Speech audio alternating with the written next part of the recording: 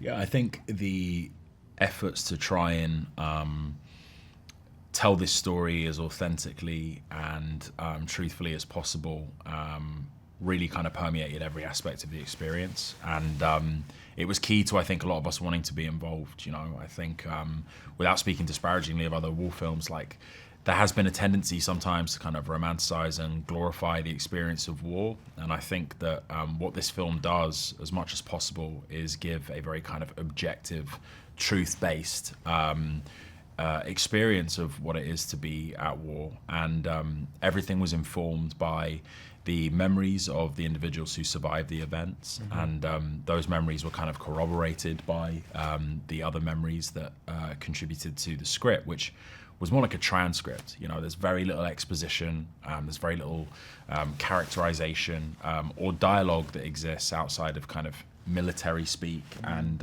like technical talk. So that really kind of led us to make something that feels hopefully like authentic and contributes something different to the existing canon of war films. And also, just to add on top of that, I feel like allowing us to do these long takes and to really live in these scenes helped a lot because it felt very less, as actors, it felt very less like dramatized or what you said before, Hollywoodized in a sense, right? Either when the camera was on us or not, we were giving it 110%. And I feel like that is a level of authenticity that you don't see that often. I feel like, you know, cameras off, you just go chill. Yeah. Everyone came with, there's a certain just immense generosity and accountability that we all took, knowing the responsibility that we had, and, you know, we were all in it together. I couldn't have imagined it being possible, what we did with anyone else, because everyone was just in it, locked in. Well, I can hop on that quickly. I mean, I think without the training experience, you would see a different result on screen. Right. I think as actors for us, it was so beneficial for us because it ended up turning to that we were just reacting to the situation, and less acting to it. I felt like, you know, we worked with such great actors that they sold it. You know, even to other actors, they sold it. And yeah.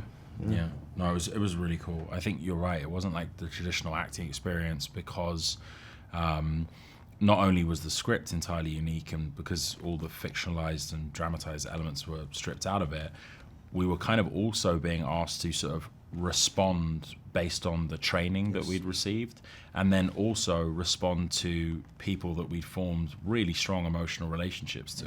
So really, like, the acting challenge was kind of removed. You're asking to execute objectives, respond to protocol, and then also just naturally react to what the people around you are doing. So that felt really kind of unique. Yeah. It was truly a great privilege and honor, and you know, just a great reminder, you know, at the end of the day, why we were there. You know, yeah, it's incredible, A24, Alex Garland, Ray Mendoza, and everything, but, you know, and the incredible cast, but why we were there was because we believed in this story.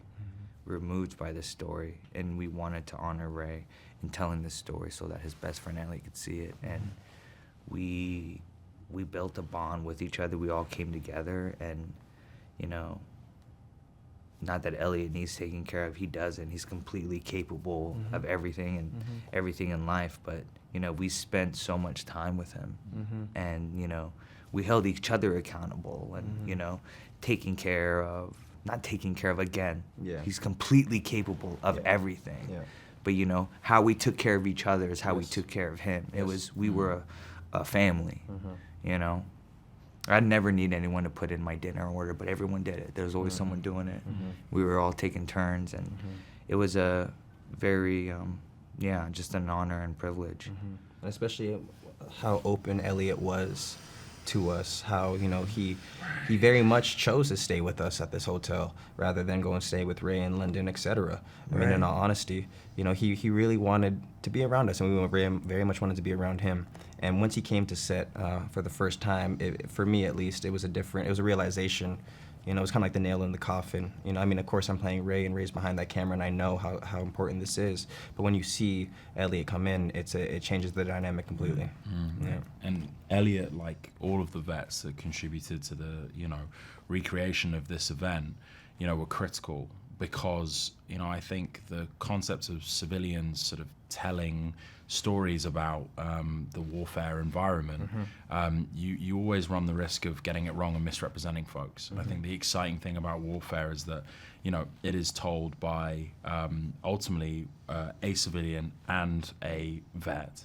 And in it being co-directed by Alex and Ray, what the film I think has achieved has offering up a depiction of war that will allow civilians to better understand what a warfare environment is like, and it will hopefully allow veterans to feel better represented and have their, you know, experience more authentically told to the wider world.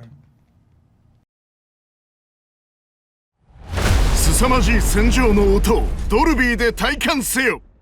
2006年イラク戦争。精鋭部隊8名、アルカイダ狙撃の任務を命じられるが、敵兵に完全包囲され、強襲される。ミッション1、見えない敵の位置を把握せよ。ミッション2、指揮官の代わりをせよ。